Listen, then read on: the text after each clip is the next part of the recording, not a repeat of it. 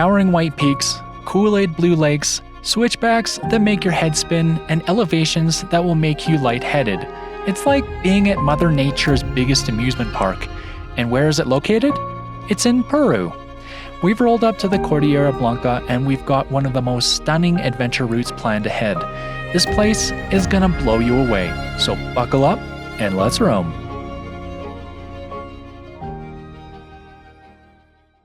Some roads don't simply exist on a map. They live in your mind, calling to you in your sleep, filling your thoughts at work. The Pan American Highway, a road spanning the length of North and South America, a 30,000-kilometer road trip through more than 15 countries, is that road for us. Life to us is nothing more than a collection of moments, and we want to fill our moments with adventure. So for 18 months, we'll be driving south from Tuctayacta, Canada, all the way to Ushuaia, Argentina. From the Arctic to the Andes, through deserts, jungles, and the unknown, we'll live and wander in our self-built adventure-mobile, seeking stories, chasing landscapes, and redefining what it means to us to be modern-day explorers. This is our journey.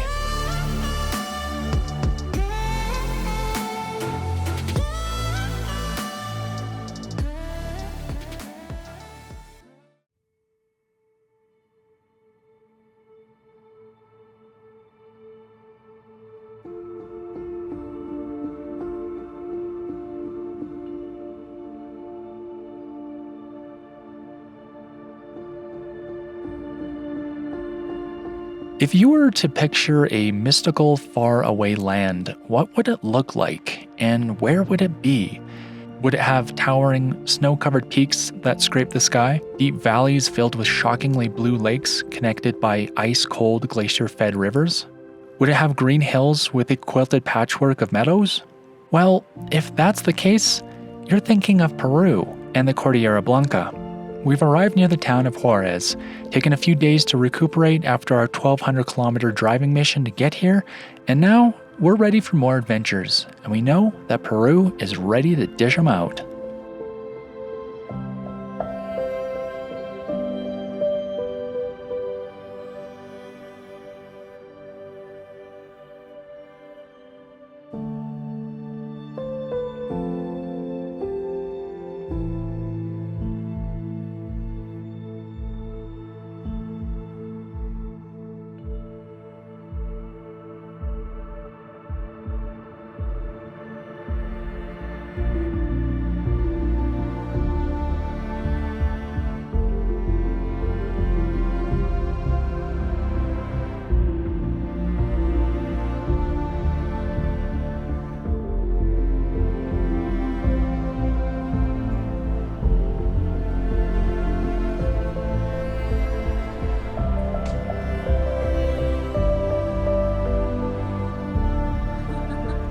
Hi, Luna. Hi, Luna. Oh, you came for scratches, didn't you? Oh, you're such a good girl. You're such a good girl.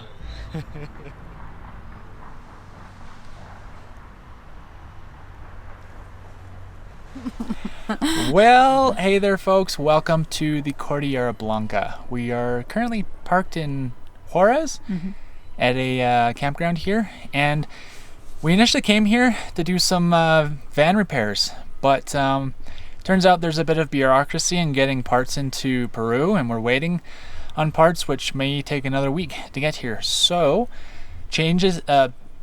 plans have changed.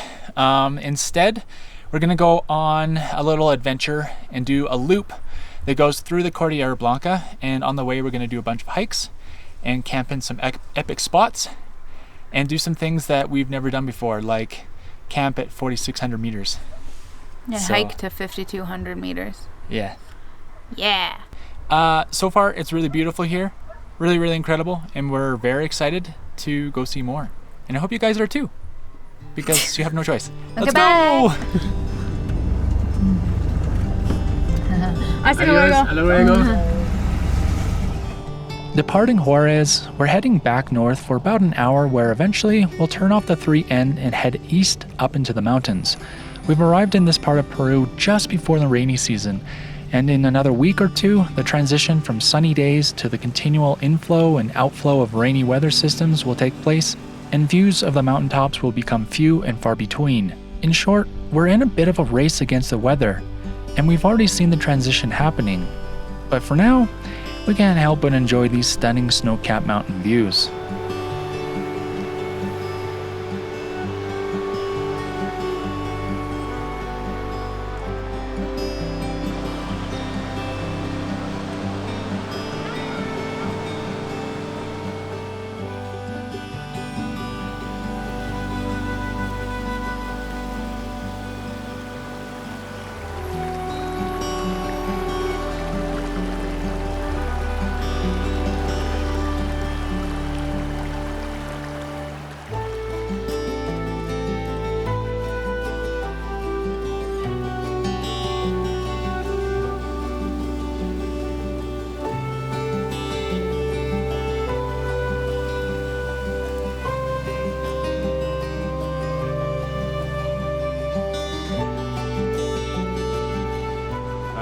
Here's another shot of the mountain because the light just keeps on changing and it just keeps on getting better.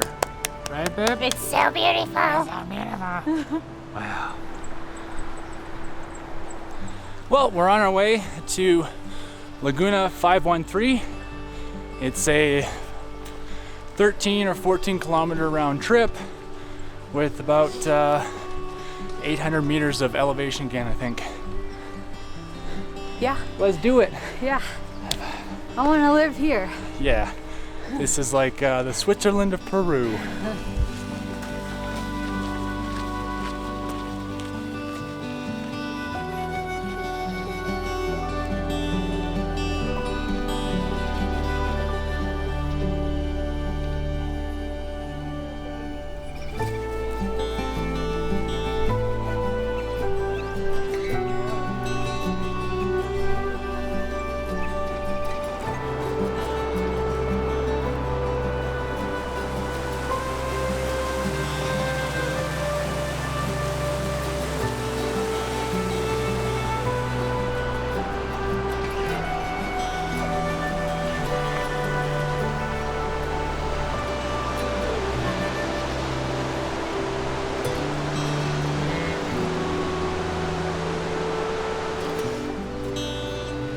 Trail traffic.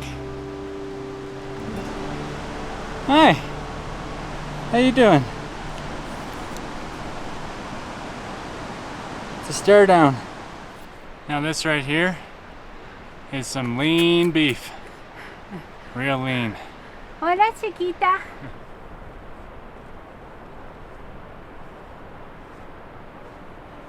Starting out a 12-kilometer hike from over 3,500 meters and climbing to 4,400 meters is really nothing to laugh at.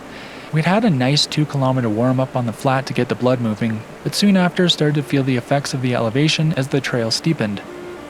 We've hiked a fair amount at elevation, so we're pretty well acclimated by now, but as Meg started to pull away from me, it became pretty clear that perhaps I was affected a little bit more than I thought. By the time we reached the lake, I was completely exhausted and totally dragging my feet. The view of the lake and surrounding mountain and glacier views that we got from our lunch spot was a hard-won victory, but totally unforgettable.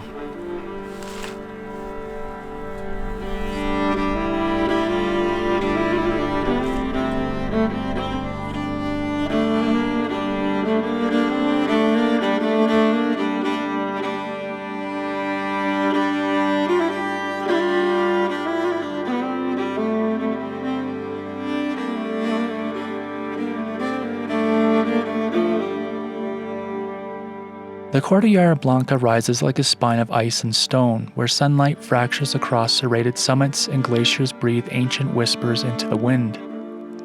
Rivers are born here, silver threads that unwind through deep canyons, their voices echoing through valleys where time moves like glass. Each peak stands as a sentinel of the sky, while clouds drift like pilgrims in its shadow. It's a realm where altitude thins the air but sharpens the soul. A cathedral of cold light where the world feels both eternal and alive. It is an honor and a privilege to stand here amongst these palisades, feeling dwarfed, ephemeral, and insignificant. It's humbling.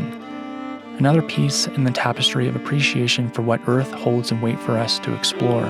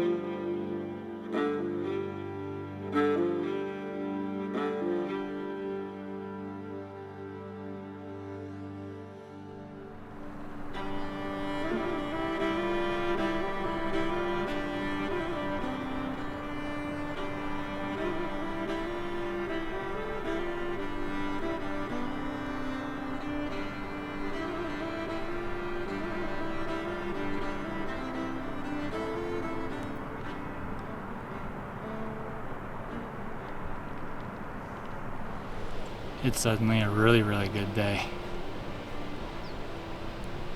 I love you.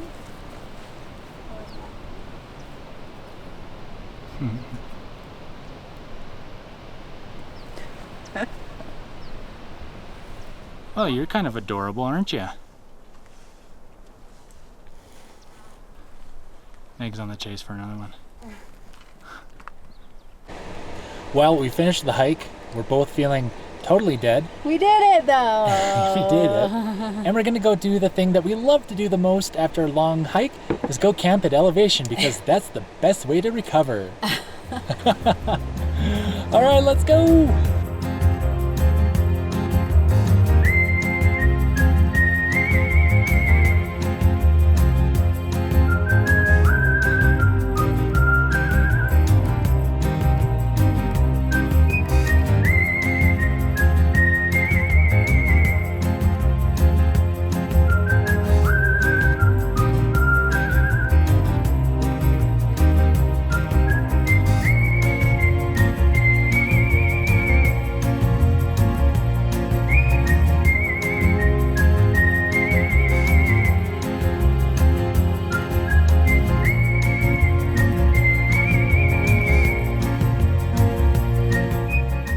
And into the gaping maw of the Cordillera we shall go.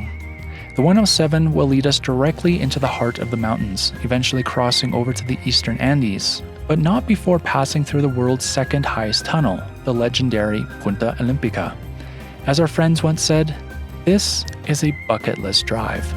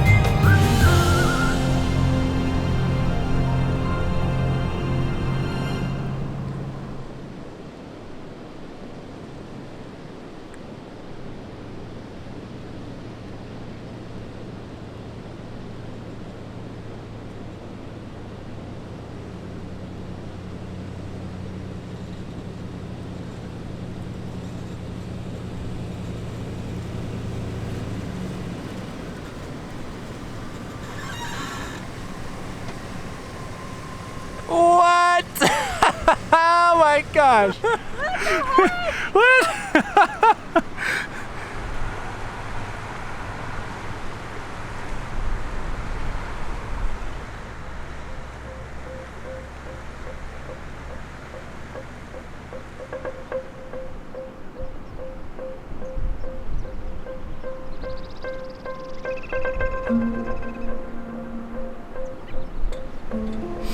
Hello, miss. Although our weather window was likely rapidly closing on us, it seemed appropriate to spend a day in this spot to soak up the mountain views and allow ourselves the time to permanently etch this scene into memory.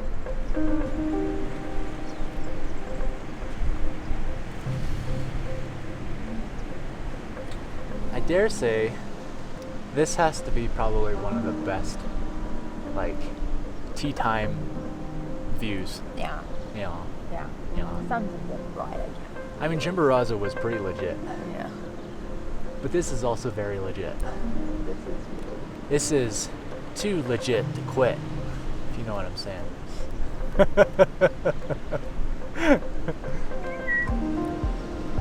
Come here, cow. Come say hello.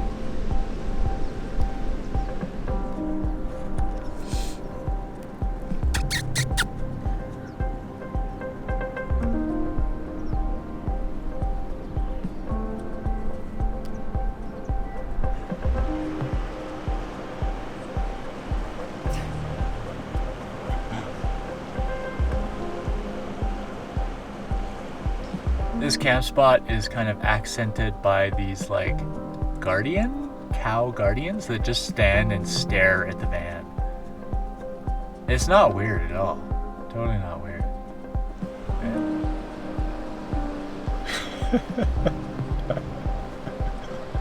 This is hilarious.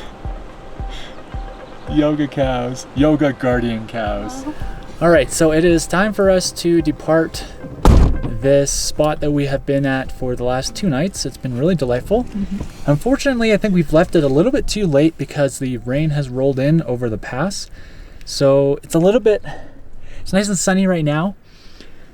So hopefully we get some good drone flying because the mountains here are, of course, very spectacular. And we're going to go drive through the Punta Olympica, which is the second highest tunnel in the world, sitting at 4,600 meters, which 4,600 meters is like 14,000 feet, 15,000 feet, something like that.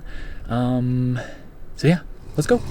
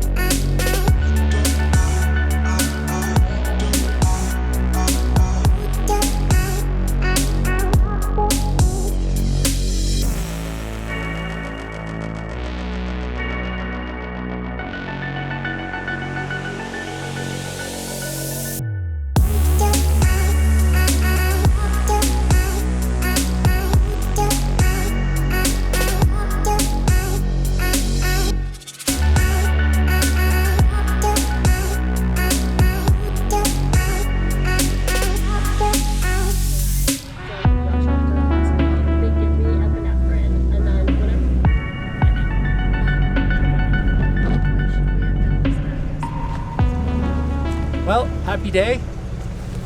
This is a special spot.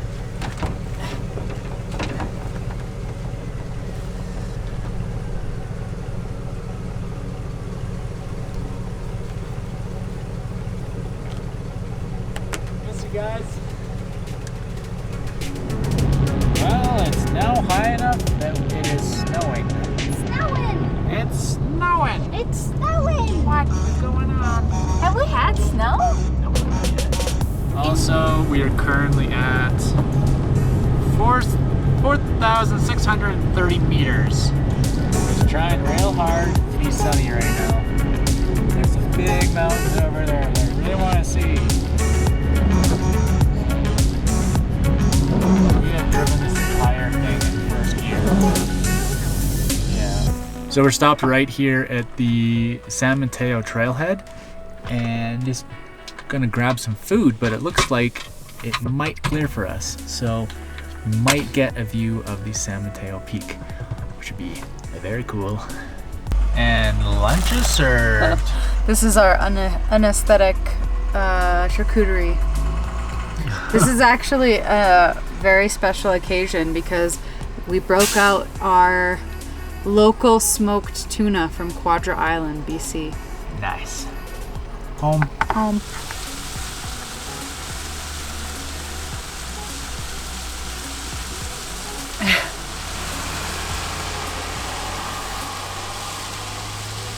What a gentleman. Filling our water from nature for us in the freezing cold. Well, I was wrong about the elevation of the tunnel. It's actually 4,736 meters. High up amidst the icy peaks of Peru's Cordillera Blanca, the Túnel Punta Olympica opened in 2013, linking the remote Callejón de Huaraz and Conchucos valleys. Before its construction, residents relied on a perilous mountain pass that climbed to over 4,800 meters above sea level. An exposed road prone to avalanches, rockfalls, and brutal weather that often cut communities off entirely. Built between 2012 and 2013, the 1,384-meter tunnel became Peru's longest vehicular passage and the highest in the Americas. Engineers carved it through solid rock, using controlled blasting, anchors, and drainage systems to ensure safety through the fragile alpine terrain of Huaraz National Park. At 4,736 meters, the Punta Olympica tunnel sits only 17 meters lower than the Mai La mountain tunnel, the world's highest tunnel in Tibet.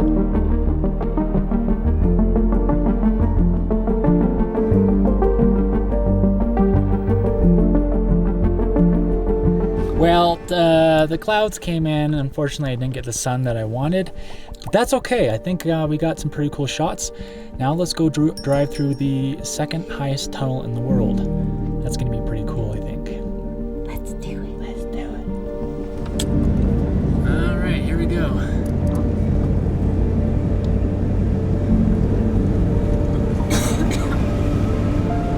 A big twop. Wow, it's certainly straight.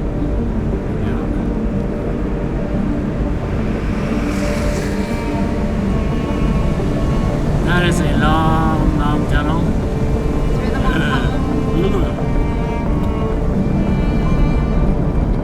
Peru is just so full of different and unique experiences.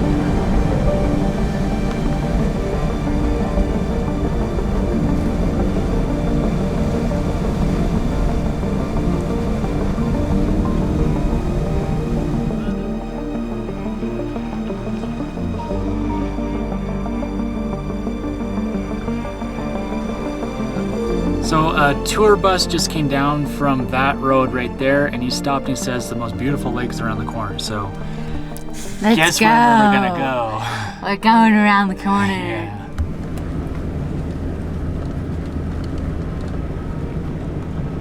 This is actually too big of a landscape to fit into the camera.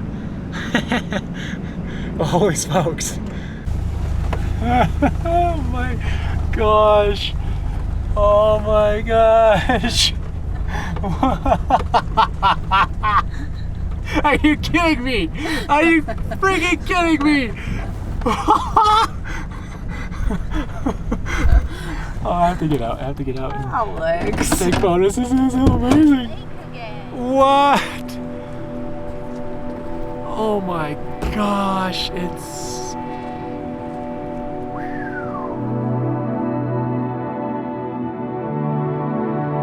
What we saw next was something we actually did not expect. The guy in the tour bus had really undersold what he told us about.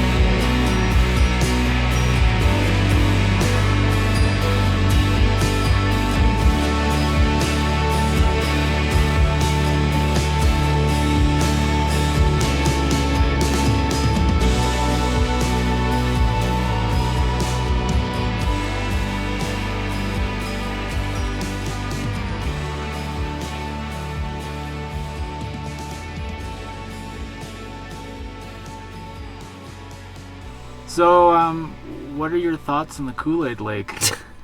I can't even believe it. I know, right? Like, I just was not expecting that. It's fake. It must be. I must be hallucinating. They're putting paint or food coloring. It must be the altitude making me hallucinate these types of colors. It's crazy. So we're just sitting here, kind of waiting out the weather. It started to snow while I was flying the drone, and we want to, soak it up, see more of it. Hopefully the sun comes out and gives us a little bit more of a view. But man, this place is spectacular. Ooh.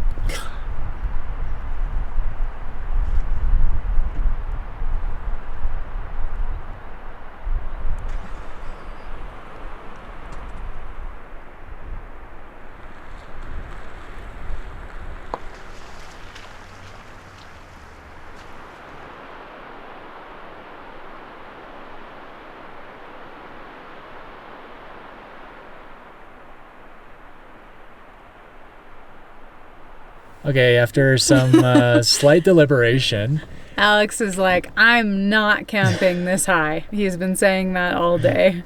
And I've been like, come on, let's do it. Who cares? It's just one night and it's so beautiful. As soon as we descend, we're like leaving the Cordillera for the next portion of the drive. And then when we're looping back on the 106, it's just unknown because we're in the mountains and we don't know if we're going to be socked in that whole drive. So I really want to try for a shot at either seeing a sunset on that side of the mountain or a sunrise on that side of over there. And just sleeping beside this incredibly blue lake, I think is totally worth the shitty sleep that I'm going to get. We'll dose you with the tea, Munya tea. Yeah. So we're currently at 4,683 meters, which is just snow.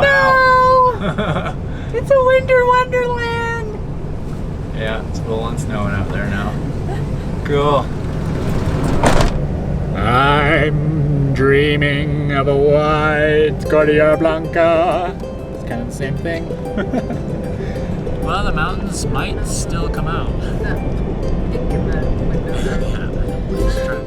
It was fairly clear at this point that the weather had caught up with us and that our view of the towering mountains of the Cordillera Blanca would be fleeting at best. But that wasn't about to discourage us from trying to see as much as possible.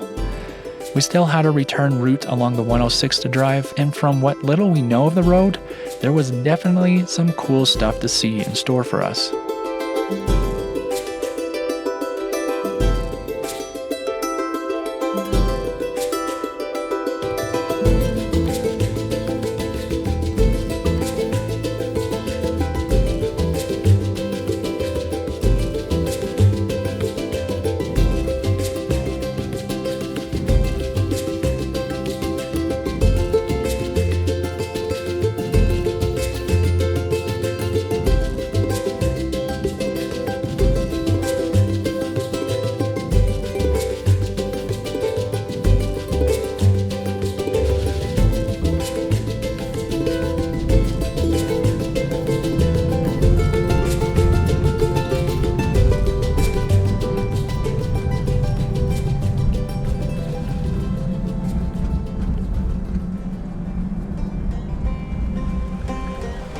Soon after descending from the mountains, we turned off the 107 and headed north towards the 106. Immediately after leaving tarmac, the road became a mess of potholes and mud. We followed this for hours, eventually finding our way onto more narrow shelf roads with long, steep drop-offs to look down over. The further we went, the higher the mountains rose above us, and we'd soon be climbing back up.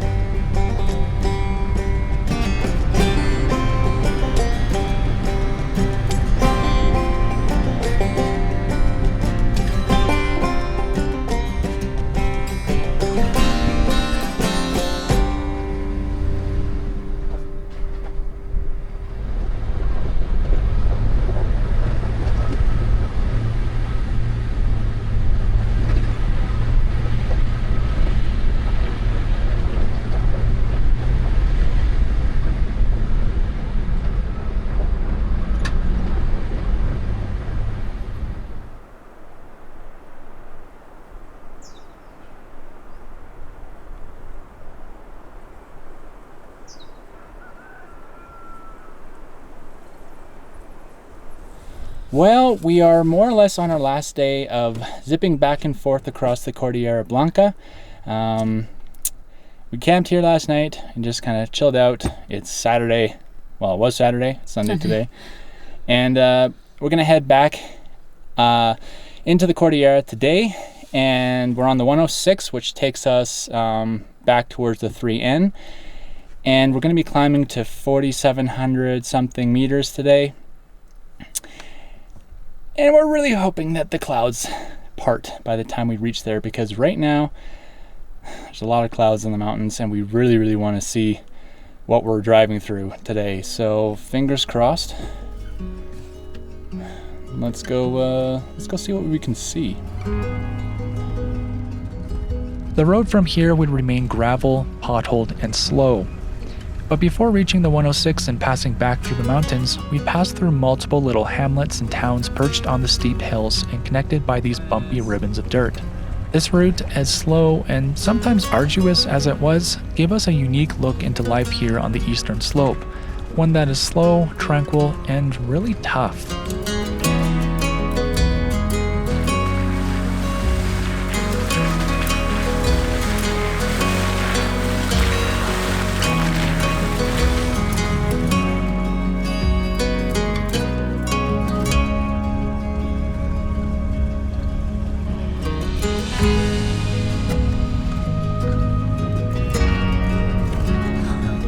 Cutest traffic jam I've ever darn seen.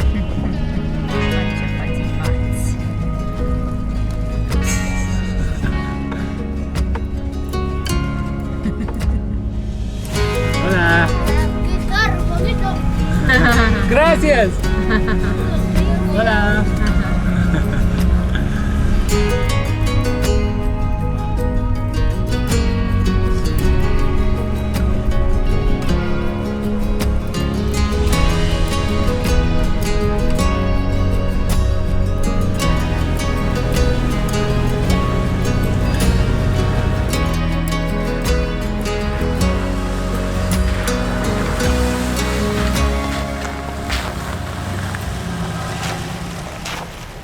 These mountains are trying their hardest to come out.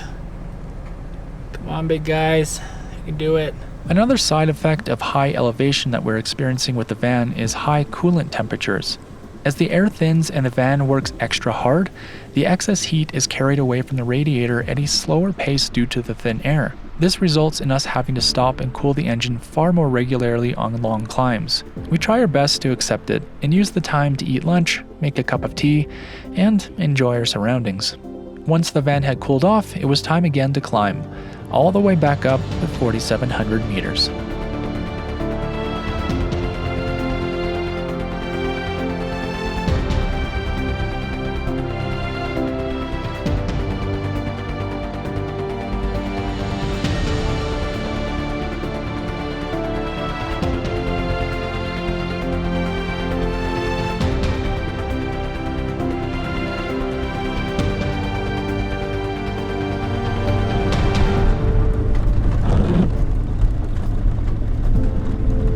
Visibility has fallen to a minimum.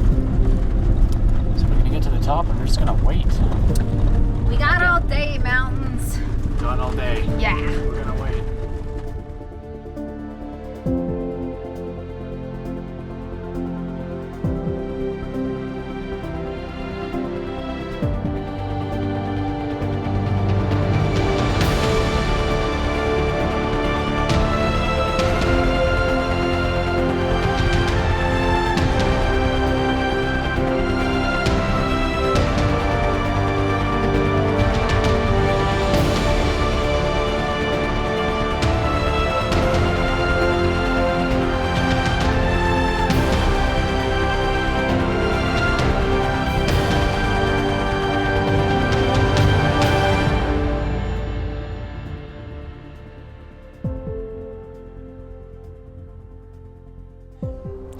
Well, I think that this is pretty much what we're looking for. I mean, we don't really get to see the tops of the mountains, but that view ain't bad. Of all the sets of switchbacks that we have seen in Peru thus far, these take the win. I swear, this road looks as though it actually folds back on top of itself like a well-made croissant. Again, we tip our hats to Peruvian road engineers, the only people crazy enough to build a road through a place like this.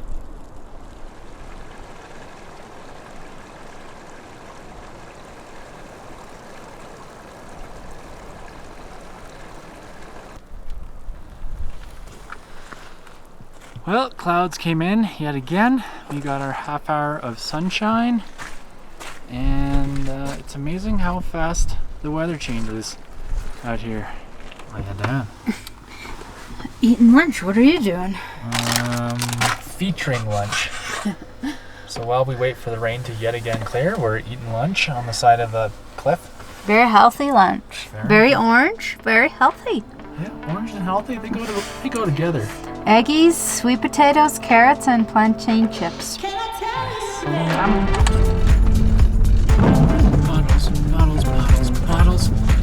Potholes.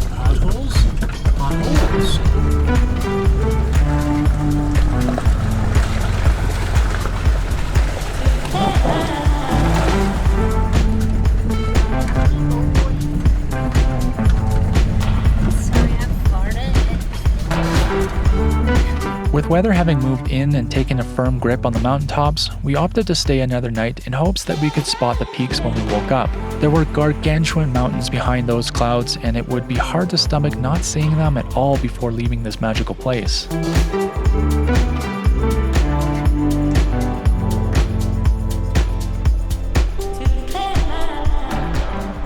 The next morning, we could just spy white peaks poking out of the clouds. By midday, it didn't look as though we'd get a full view, and being at the very end of our supply of groceries, laundry, and unbathed sanity, we were forced to hop back on the gravel and head for the exit. But that doesn't mean we can't enjoy the rest of the way out.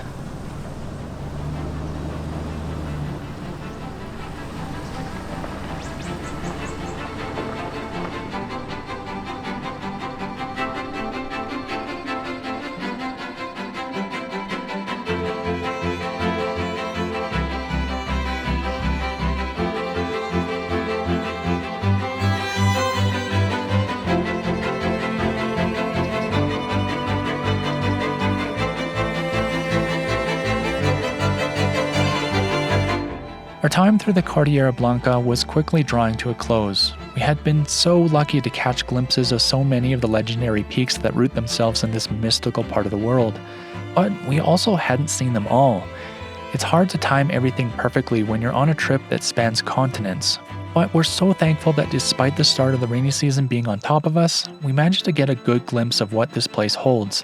And you know what? It just looks like an excuse to come back. Thank you so much for being here along with us on this journey. We hope in some way we sparked your curiosity. Maybe you even learned something. At the very least, we hope we showed you a world worth exploring, worth protecting, and valuing. Now, get out and go on that next big adventure.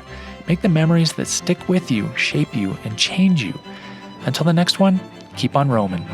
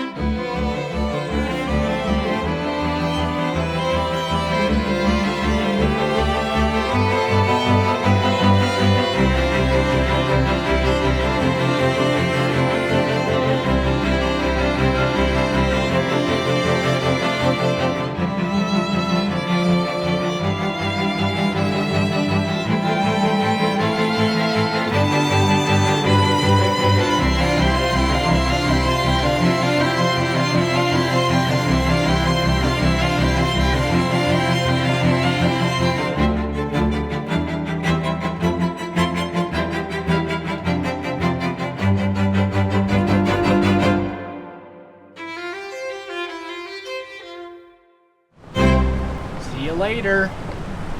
It's nice knowing you. If you would like to see behind the scenes content, get route and camp spot information, or if you'd just like to help support us by putting some gas in our tank each month, you can contribute on Patreon or through memberships on our YouTube channel. Oh, hey there, bud. Before you go, don't forget to go on over to slowroamers.com to get yourself some rad Slow Roamers merch. We've even got some new stickers and stuff in there for you. For additional photos and commentary on our journey, you can follow along on Facebook and Instagram. Well, Cordillera Blanca, Huaraz National Park, holy moly, you are incredible. We're coming back. We've got to see more. Okay, bye.